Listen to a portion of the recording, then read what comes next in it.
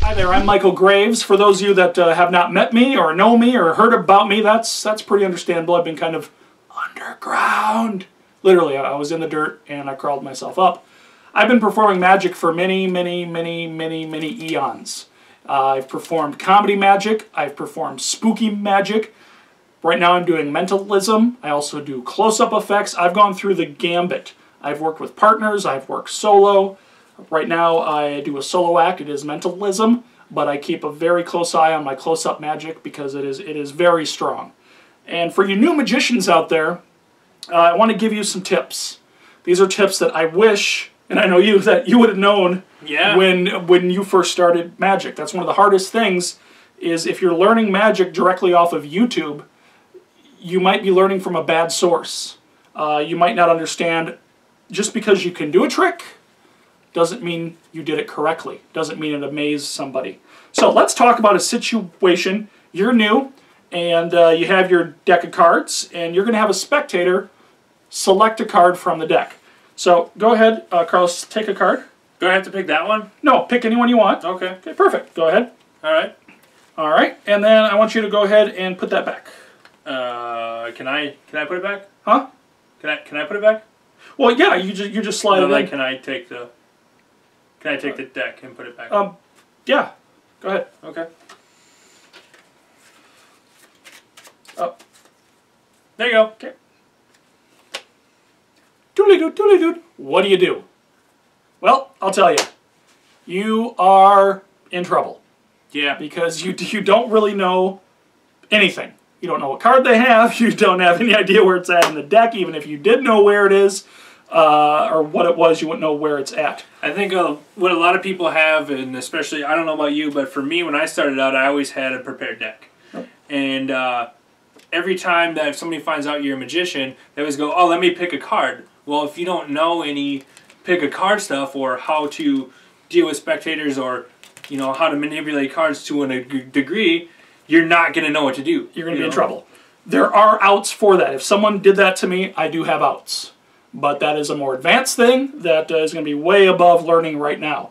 So, in that situation, what you would do is you would not find the card. No. But you would find out what the card is. So later, you can then reveal it somehow. You can do something weird and reveal it. You'll get the information. So I would go through and I would say, all right, you had the 10 of spades, right? No. No? Okay. That's very cool. That's very cool. I want you to remember your card. Which one? Just go ahead and tell me, because that wasn't it. What card did you have? Queen of Spades. Queen of Spades. Remember that. Keep thinking about the Queen of Spades. Sir, could you go ahead and select a card for me? Now I'm in the position where I know his card. So I can do all kinds of stuff through that. But you need to be confident. If people want to see your deck, if people do that to me today, I can say, okay, go ahead, take my deck. You can always do a force instead of doing a pick a card. Learn a very simple force, be it a Hindu force, a cross-cut force.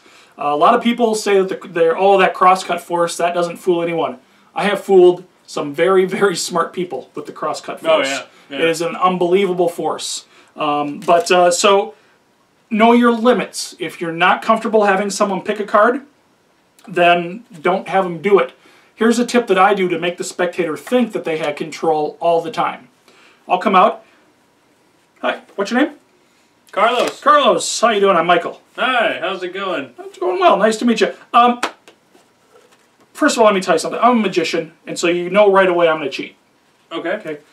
But I'm gonna make it virtually impossible for me to cheat whatsoever. Because normally, what does a magician do? Take a card. Mm-hmm. Well, no. What I would like you to do is shuffle the deck. Mix it up. Perfect. Now I could take it back. I could say pick a card, but that's not good enough. I'm better than that. I want you to take the deck, okay? And I want you to take out any card you want. Okay? And then put the deck right on the table. Okay. All right, let's get that set up here. Perfect. Okay? Now, we're going to make this real easy. Put your card on top, and just like in poker, give the deck a cut.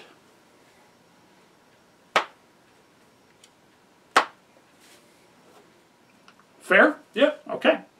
You took the deck. I did. You took out a card. I did. You put the card back. I did. And you cut the deck. I did. So let me see if I can find it. And just for time's sake, that's the music that we do with the Jack of Clubs. Yep. Jack of Clubs. There it is.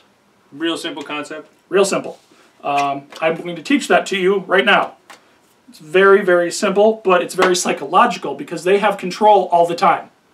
And you seemingly have never really touched the deck.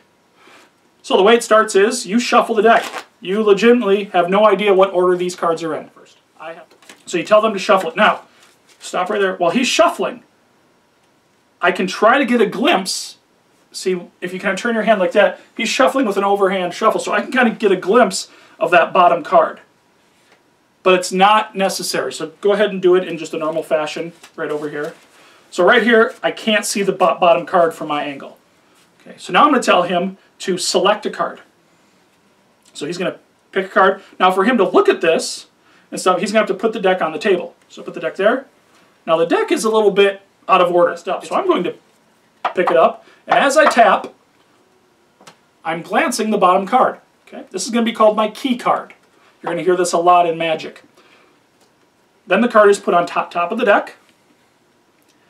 A single cut is given by the spectator, and then the cut is completed.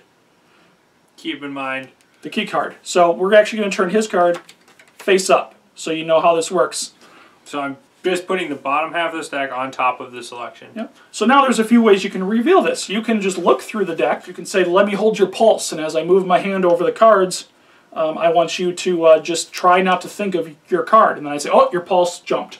Right. You must have had the two of spades. Remember, the whole thing about doing this is in presentation. A lot of the times when I see people doing YouTube stuff or people that are new to Magic, they go, hey, can you pick a card? Oh. Okay.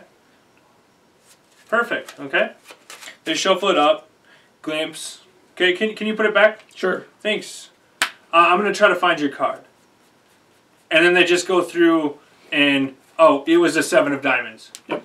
I mean, that's... There's no... You did the trick. Yeah. You did the trick, but there's no presentation. Now, you're going to want to act like it's a little bit harder. Don't make it look so easy. Right. Even though it is. Sometimes the easiest effects are the strongest effects. You don't need to know all the super special moves. They do come in handy, but learn the basics. So there you go. That is behind the curtain. We're going to take you behind the curtain, give you some insider tips. Woo! All right, thanks, guys. Once again, I'm Michael Graves. This is Carlos Danger. MonkeyMagicShop.com. Wait, is that copyrighted? .com. Don't do that. You know what you need to do? Get to the chopper. Get to the chopper.